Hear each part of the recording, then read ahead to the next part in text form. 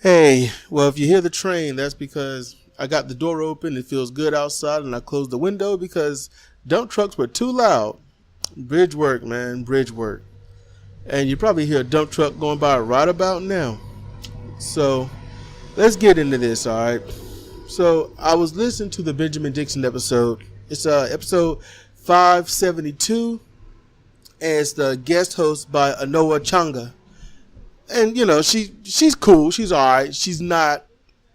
How can I say she's not extremely blanketed so far like Benjamin Dixon. I've heard her a few times before, but the subject is that I'm going to talk on is about the white working class, and this sparked from last night I saw on Twitter feed as I was responding with a picture to Kyle Kalinske. I saw Rosanna over in the left corner and trending. I think it's trending. And I'm like, okay, so Rosanna Barr, the first thing that came to my mind was the show. And I was like, okay, I guess they're going to research the show or something. I didn't look into it. I didn't look at the Twitter feed or nothing. So then waking up in the afternoon, only as I can do, but I see that Benjamin Dixon is up, and so I'm starting to listen. I'm listening to Anoa Changa, and she's talking about how Rosanna Barr's coming back on TV, and the white working class has a representative and whatnot. And I'm thinking, my first thoughts, I'm going to get into somebody else's comment. I'm going to try to post it up here too. But my immediate thoughts were, white working class? I mean, okay, what do you mean they got somebody to speak for them? What? Now, look, some more real talk. All right, now black people out there is like, white working class got a representative. The white working class, what? Those overpriced executives that make sure we can't work. Those overpriced executives that get millions of dollars while we can barely pay our mortgage, pay our rent, pay our car note, pay anything like that. Is that what the white working class they talking about? They talking about the white working class like John McCain that think middle class is making $5 million? Is that the white working class they talking about? That's what black people are. And, hey, let me tell y'all something. I think the white people got issues. It ain't like they live in a trailer park because, I ain't got a choice. I ain't got a choice. I just want to do it because, it's an adventure. It's that thing that I felt like I want to be a part of this culture.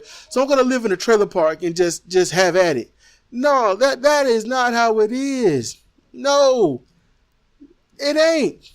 And white people, you think black people just, oh man, they just want to have kids and live off the government. Why the hell would you think that? That's stupid. You know why you think it? Because that's what you were told. You were taught. You were programmed, so you run with it. You have a natural hate about brown people, so you run with that hate. Black people, y'all got a taught, programmed hatred towards white people.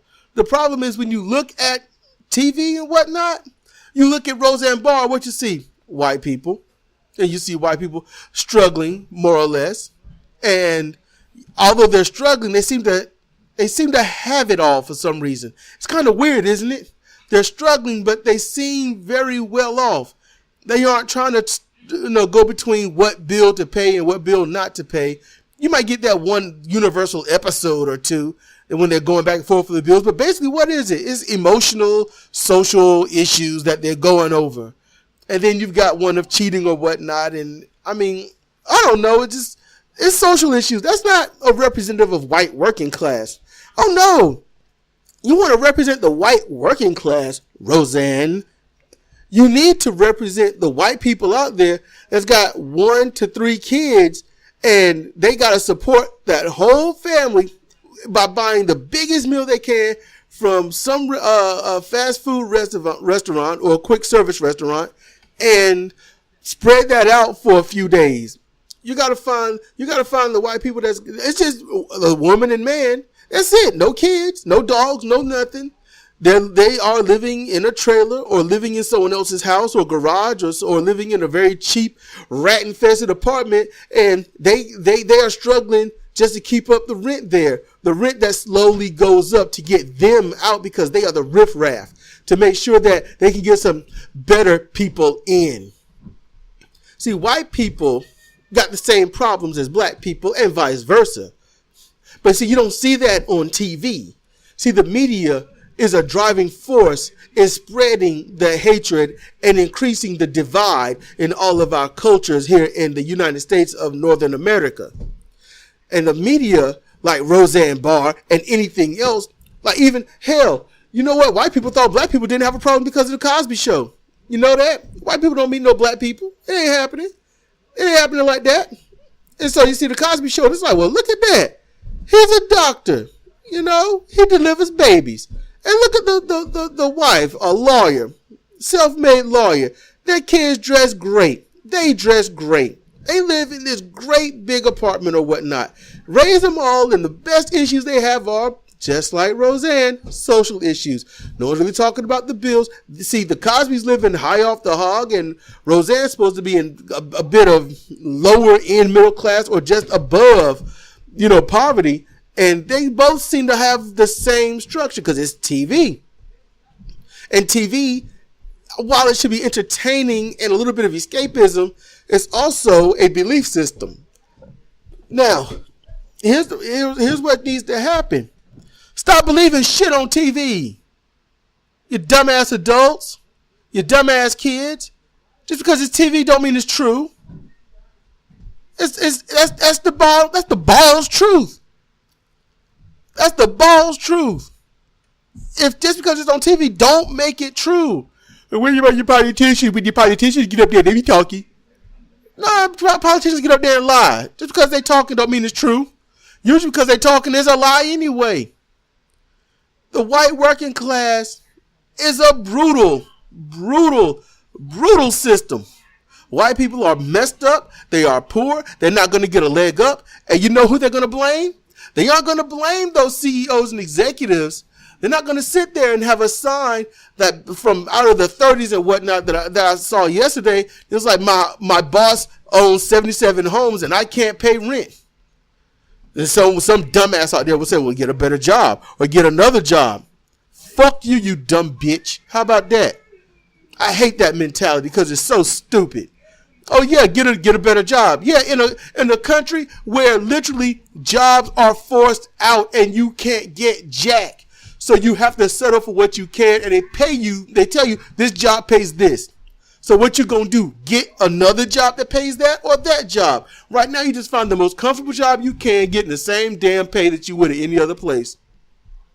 That's the truth. I ain't been in the workforce in a couple of decades, and I know that's still true. It was true then, and it's probably truer now. So when you got white working class saying that they're represented on TV with Roseanne Barr, you know what they're doing? They are lying to themselves.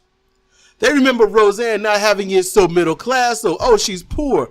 They got to work hard all day, every day, nighttime, daytime, for somebody they don't like. No, they were all right. For some reason, no matter how penny pinching they were all right. Yeah, I noticed that when I was a kid, when I didn't know jack. They were all right. And that's not a representation. That's bullshit. That's what it is. And black people need to understand white people going through the same shit that they're going through. You think white people ain't got problems? You think they ain't got to worry about somebody cheating on them? You think they ain't got to worry about their daughters or sons or something being molested or manipulated or beat up or shot or killed or something out of some stupid prank or what they call a joke after it's all said and done? You think they got to worry about that? You see it in the news often. You see it, you can read it in the papers if you still get the paper. You see it on the internet. White people getting jacked up too, just like black people, just like Latinos and Latinas, the Mexicans, the Mexican Americans, depending upon if they're born here or not. You get to see it happen to the Asian Americans, whether they're born here or not, depending upon the Canadians or Canadian Americans. It don't matter. Whatever it is, an American, whether it is born here or not, you get to see them get messed up too. It happens to them. That's what happens.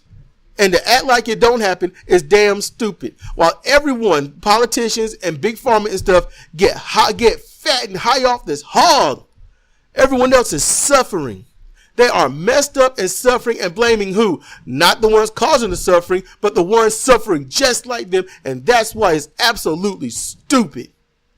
Now, during Anoa Changa's her episode, during her talks, I was scrolling down and I read this dude. Let's see. I guess it's BC Goetta, but I don't know. It's BC Goette. And he wrote this. This is what he wrote. I'm put it up on the screen also. The white working class needs to do themselves a favor, sit down, clear their head, and think. Why do they think that brown people are the enemy? It is because that is the way the rich conservatives want it. If they can keep the middle class looking in the wrong direction for the source of the problem, they can keep passing legislation that benefits the rich. By the way, Roseanne Barr is not white working class. She is one of the people that is benefiting from the recent tax breaks. She should not be speaking for white working class conservatives any more than Meghan McCain should. And you know what? That's a damn good point. Because I was thinking not that part about Roseanne, but everything else. And yeah, that's a great damn point. And I'm like, well, nobody sees this. Nobody. And this guy here, he threw it out there. Yeah, because Roseanne don't represent that. No, she don't. And these rich conservatives, oh man, so long as they keep us divided, so long as they keep us hating each other, they win. They don't give a damn about your KKK march. They don't give a damn about you trying to uphold the Second Amendment. They don't give a damn about who you vote for when you vote unless it's going to keep them in power. That's the only way these rich, white, conservative bastards are going to do anything, is if they are going to lose their power. That's when they start to act. They give money to who begs for it. But you know what? When they are threatened, when we can get our power shown and we can show, hey, do this, politicians, or else, and we got a chance of winning, that's when you see the Koch brothers and Big Pharma and all them other some bitches come out and start being like, hey, you politicians do this or else. That is what will happen. They will come out and they will force money down those gullets. And they'll say, you do it or you get nothing. You see this $100,000? That can be yours for this 3 months. That can be yours 3 or 4 months. That can be yours if you do this.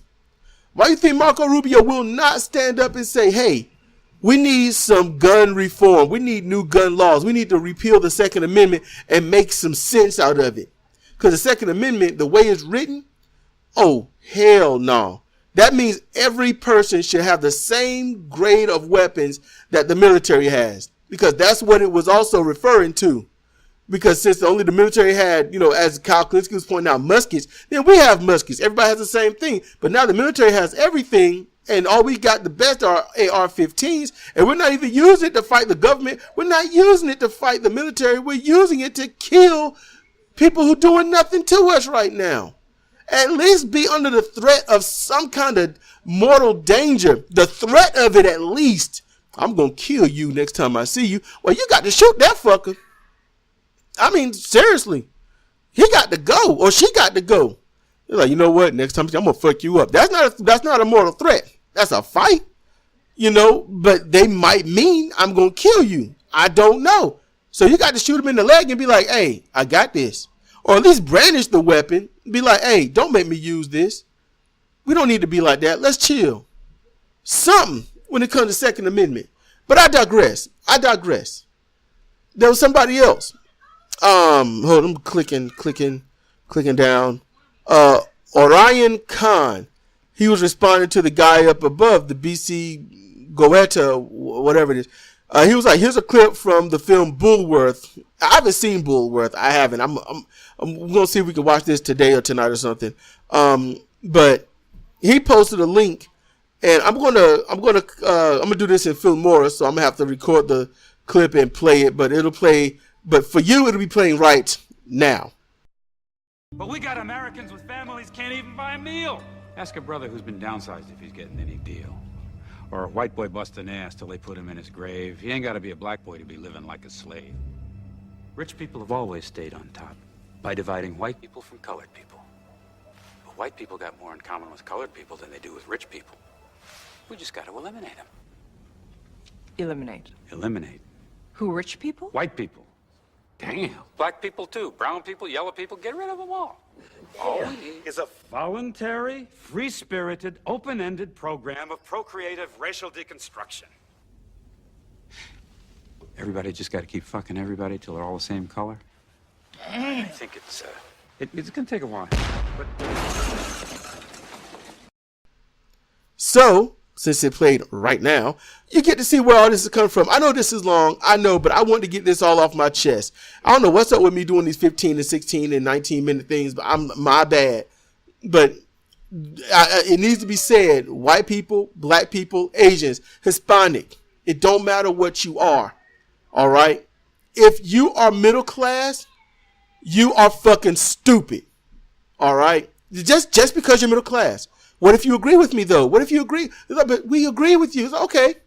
If you agree, show it. Stop the bullshit. If you see something and you know it's not right, don't try to hide behind something, man. Just be straightforward and honest about it.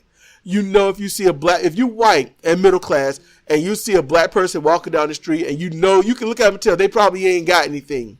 Or you hear something on TV about, Black Lives Matter or something. Don't do your shaking the head thing or anything. And you ain't saying jump on the bandwagon either.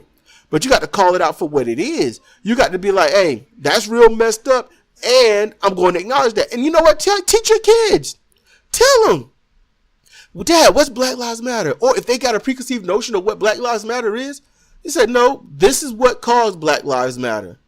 Okay, well, for those that don't know, what caused Black Lives Matter was the fact of so many police officers shooting unarmed black people, usually at the time black men. Okay, on average, just listen to this, on average 650 a year.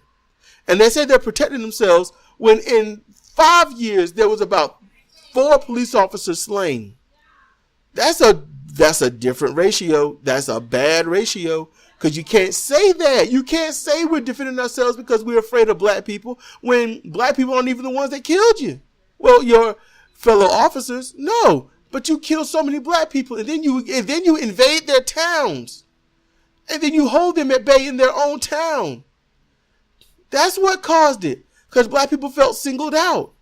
There's no news reports on white people being slain, mutilated, tortured, or killed by police officers in the news because one, it's not sexy. People aren't gonna care. Do you know why? Do you know why people don't care?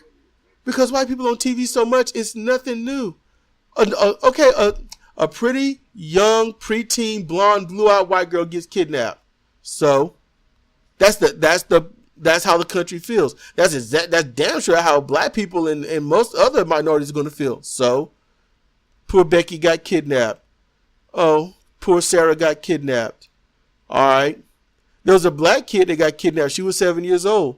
She freed herself and snuck away from her kidnappers and walked home. And her mom called the cops. They found the people that kidnapped her and they got arrested, but nobody's going to mention that. Just think about that. Did little Becky Sue do it? Did little Cindy who is no more than 2 do that? I'm just saying.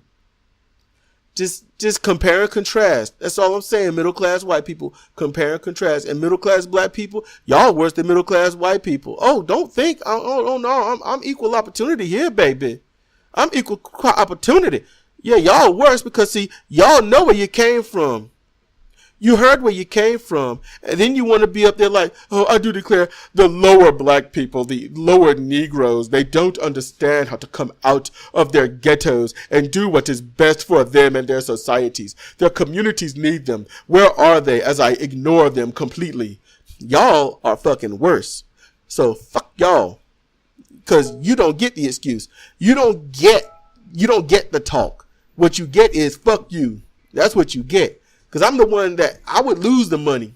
Because if I somehow came into millions of dollars, I'm going to at least use half of that to do something for some people. I might go down door to door on this street, and I might start with the neighbors that disrespected me the most and say, hey, y'all paid off this home yet? No, how much y'all got left? About $50,000. I'd be like, here you go. Take me to the bank. We'll pay this off right now. Let's do this.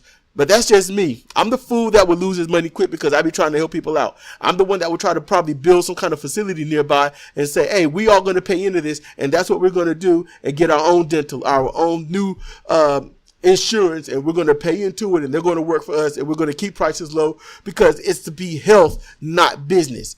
That's me. That's just me.